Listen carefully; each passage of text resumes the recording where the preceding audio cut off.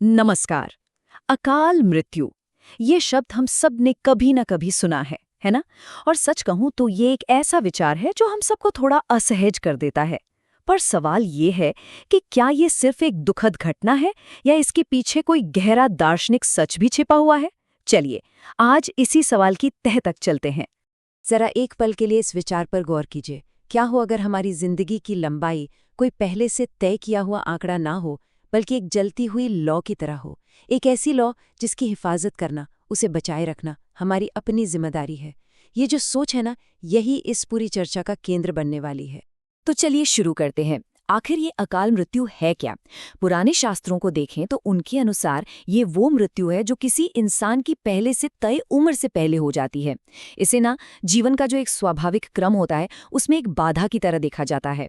तो और साफ शब्दों में कहें तो शास्त्रों के हिसाब से अकाल मृत्यु का सीधा सीधा मतलब है अपने नियत समय से पहले चले जाना।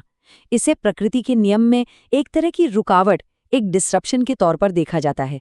मतलब एक ऐसा अंत जो वक्त से पहले ही आ गया।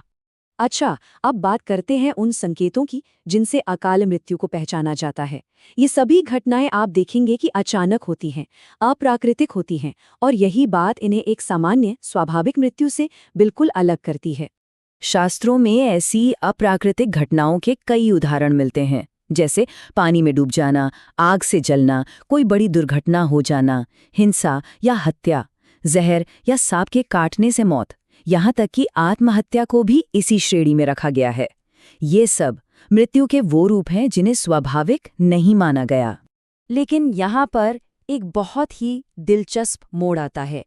ये जो दर्शन है ना, ये इन घटनाओं को सिर्फ एक हादसा, एक एक्सीडेंट नहीं मानता। देखिए, सतह पर तो एक दुर्घटना सिर्फ एक घटना है, लेकिन गहरे दार्शनिक स्तर पर इसे जीवन के प्रवाह में आए किसी बहुत बड़े असंतुलन का प्रतीक या संकेत माना जाता है। तो सवाल उठता है कि ये असंतुलन, ये इम्बैलेंस आता कहाँ से है? इसके लिए हमें बाहरी घटनाओं से अपना ध्यान हटाकर अंदर झांकना होगा, आंतरिक कारणों को देखना होगा। और इसके मूल में दो चीजें बताई गई हैं, अधर्म और अविद्या। इसमें सबसे प्रमुख कारण बताया गया है अधर्म। अब अधर्म क्या है? जब कोई भी इंसान नैतिक नियमों को, एथिकल लॉज को तोड़ता है, जैसे कि हिंसा करना, धोखा देना या अन्याय करना, तो वो जाने अनजाने अपने ही जीवन में एक गहरा असंतुलन पैदा कर लेता है। और यही असंतुलन जीवन की उस लॉ को, जिसका जिक्र हमने शुरू में किया था, धीरे धीरे कमजोर करने लगता है। अधर्म के अलावा भी कुछ और कारण हैं, जैसे कि अविद्या, यानी सही और गलत का ज्ञान ही न होना। फिर हैं अनियंत्रित इच्छाएं, जिन्हें वासना कहा गया है, और एक असंयमित, अनरिस्ट्रेन्ड जीवन शैली। ये सभी चीजें मिलकर धीरे धीरे हमारी जीवन ऊर्जा, यानी हमारी आयु का क्षय करती हैं, उसे घटाती हैं। अब यहाँ पर एक बड़ा सवाल खड़ा होता है। अगर हर किसी की उम्र, उसकी आयु पहले से तय है, तो फिर कोई समय से पहले कैसे मर सकता है? ये तो एक विरोधाभास जैसा लगता है ना? A paradox. यही वो केंद्रीय सवाल है जिसे हमें समझना है। अगर जीवन की अवधि पहले से निर्धारित है, तो फिर अकाल मृत्यु का कॉन्सेप्ट कैसे फिट बैठता है? इसका जवाब आयु को देखने के एक बिल्कुल अलग नजरिए में छिपा है। देखिए, इसका समाधान ये समझने में है कि आयु कोई एक फिक्स्ड नंबर नहीं है, बल्कि इसके 3 स्तर होते हैं। पहला है प्रारब्ध। ये वो संभावित आयु है जो हमें जन्म के साथ मिलती है। दूसरा है उपभोग, वो हिस्सा जिसे हम अपने जीवन में जीते हैं, इस्तेमाल करते हैं। और तीसरा, जो सबसे महत्वपूर्ण है, वो है क्षयमान, यानी आयु का वो हिस्सा जो हमारे गलत कर्मों और हमारी जीवन शैली के कारण घट सकता है, कम हो सकता है। और इस बात को एक उपमा बहुत ही खूबसूरती से समझाती है। जरा सोचिए, एक दिए में तेल तो पूरा भरा हुआ है, मतलब उसमें देर तक जलने की पूरी क्षमता है।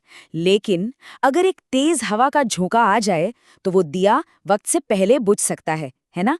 हमारे कर्म और हमारी जीवन शैली, बस वही तेज हवाएं हैं। तो अगर कारण हमारे अंदर है, आंतरिक है, तो जाहिर है कि समाधान भी अंदर ही होगा। शास्त्र यही बताते हैं कि अकाल मृत्यु से बचने का रास्ता एक संतुलित और जागरूक जीवन जीने में ही है। इसके 3 मुख्य स्तंभ बताए गए हैं।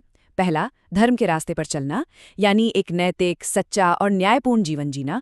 दूसरा, एक संयमित जीवन शैली, अपने खान पान, अपनी दिनचर्या और यहाँ तक कि अपने विचारों में भी संतुलन बनाए रखना।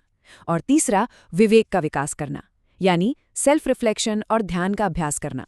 तो कुल मिलाकर ये पूरा विश्लेषण हमें एक ही बात सिखाता है कि जीवन सिर्फ सालों की गिनती नहीं है, बल्कि ये एक संतुलित और सचेत यात्रा का नाम है।